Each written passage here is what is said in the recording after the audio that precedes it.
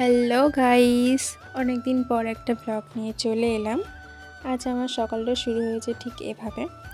Fresh হলাম, তারপর খেলাম ডাবের জল, দেন বাবা ছাড়িয়ে দিয়েছিল ডাবের শ্বাস, ওটাই খেলাম।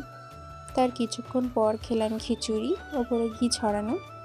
তো আজকে সকালটা আমি যত ভালো করেই শুরু করেছি, আমার দুপুরবেলাটা অতটাও ভালো ছিল না। কি এমন হয়েছিল তা দেখার জন্য এই ব্লগটা শেষ পর্যন্ত দেখতে হবে। তারপর একটা আইসক্রিমের গাড়ি দেখে আমার মা আমার থেকে বেশি খুশি হয়ে নিজেই আইসক্রিম কিনতে আগে চলে গেল। তারপর আমি ভিডিও করতে করতে লাস্টে গেলাম।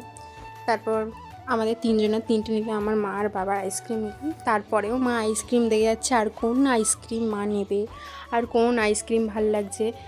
দোকানদারকে জিজ্ঞেসও করছে। আচ্ছা, আইসক্রিমের কথা ছাড়ো, বলো এই ফুলটার নাম কি, কে কে জানো বলে যেও। তারপর দুপুরে আমি রেডি হয়ে নিলাম, যাচ্ছে একটা অনুষ্ঠান বাড়ি। একা যাচ্ছি না, যাচ্ছে মা বাবা। তো কী অনুষ্ঠান সেটা আমি বলবো না।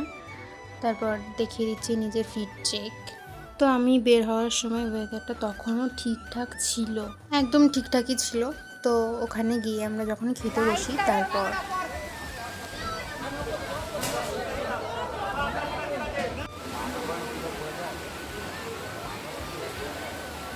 ওখানে ঘটনার পর ঘটনা হচ্ছে। তো আমরা খেতে বসে উঠে পড়েছি। বাইরে এতটাই ঝড় বৃষ্টি হচ্ছে যে ভেতরে পাখা ছিল, পাখায় খুলে পড়ে গেছে। তাই দেখে আমরা পাশের বাড়ি, এই বাড়িতে আমরা সবাই এসে দাঁড়িয়ে পড়েছি, মানে এত বৃষ্টি হচ্ছে।